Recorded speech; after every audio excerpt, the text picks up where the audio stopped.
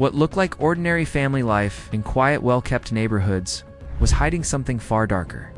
In the calm streets of Hanwell in West London, and across the world in Sydney's leafy North Shore, two separate stories began to unfold, stories that would later reveal how easily everyday life can sit side by side with serious international crime.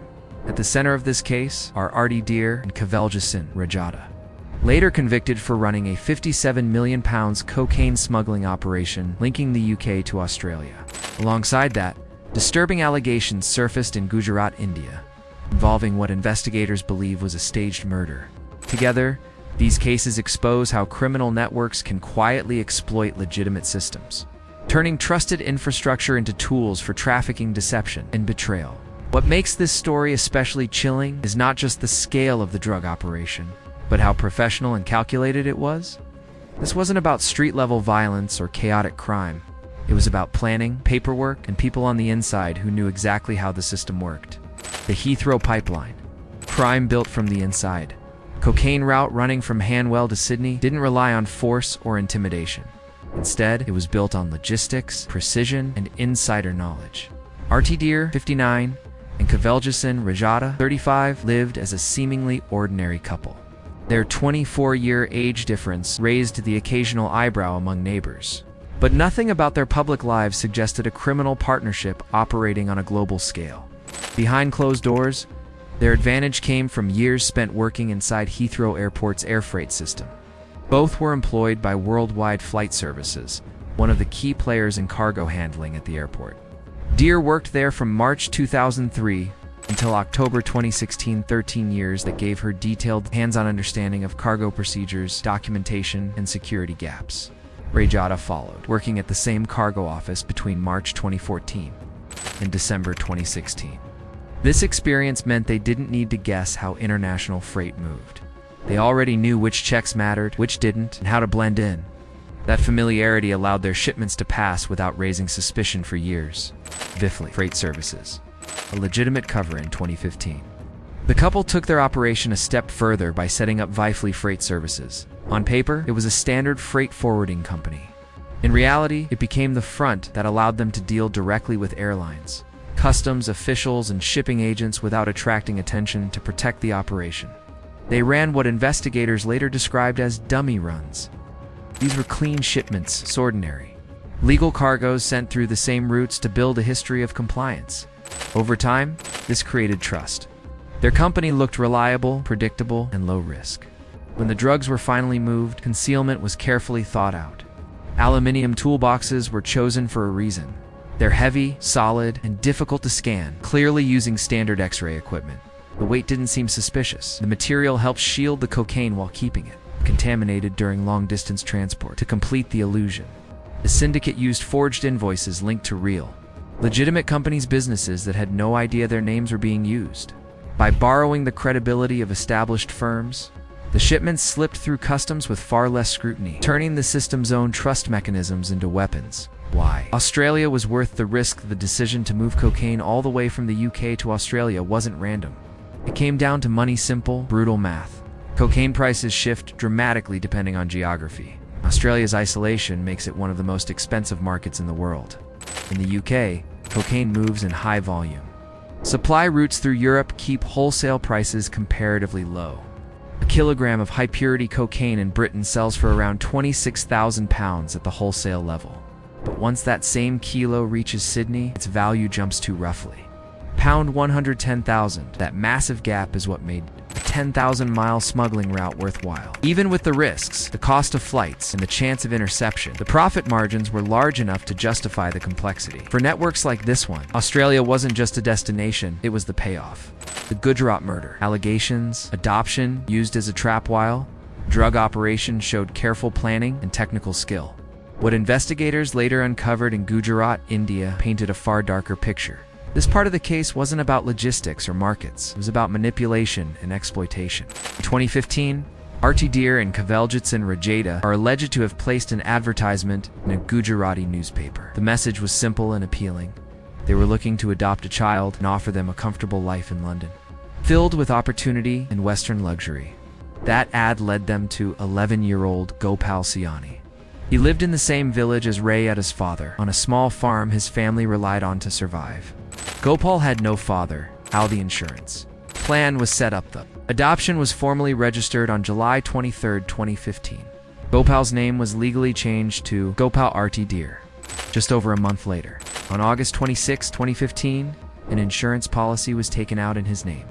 The policy was worth around £150,000, about 1.3 crore rupees. According to Gujarat police, the couple made at least 2 premium payments to keep the policy active. Investigators believe this wasn't protection for the child, but preparation for a payout.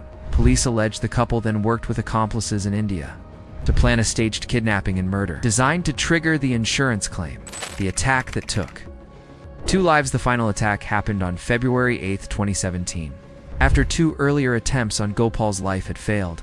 That day, Gopal was traveling with his brother-in-law, Arsukbai Kardani, on a trip to Raijada. The purpose was to complete visa and adoption paperwork, a journey they had been encouraged to make by people connected to Raijada's father. While on the road, their vehicle was stopped by 2 men riding a motorcycle. Gopal was abducted, and both he and Kardani were stabbed in the stomach during the attack. Gopal died from his injuries on February 11, 2017. Kardani passing away on February 17, 2017, before their deaths. Both men were able to give statements to police. Kardani told investigators he believed their driver and others were working with the attackers. This wasn't just a drug case anymore. When justice hit a wall in June 2017, Indian authorities formally asked for Arti Dhir and Kavaljitsinh Raijada to be extradited. They wanted the couple brought back to face charges of murder and criminal conspiracy linked to the killing of their adopted son. What followed wasn't a quick legal process, but a drawn-out court fight in the UK that exposed the limits of international justice. The case landed in British courts, where the focus quickly shifted away from guilt or innocence and toward human rights law, the human rights argument that stopped extradition in July 2019. Westminster Magistrates Court refused India's extradition request. The judge accepted there was a prima facie case, meaning there was enough evidence on paper to suggest the couple could be involved in the crime. But that wasn't the deciding factor. The ruling centered on Article 3 of the European Convention on Human Rights. This article protects individuals from inhuman or degrading treatment. Under Gujarat law, a conviction for double murder would mean a life sentence with no chance of parole or review in European legal standards. That kind of sentence is considered irreducible. The court ruled that sending Dhir and Raijada back to India under those conditions would breach Article 3. The result was stark. Despite serious allegations and substantial evidence, the couple stayed in the UK, and while the murder case remained unresolved, their drug operation quietly continued until the National Crime Agency finally arrested them in 2021.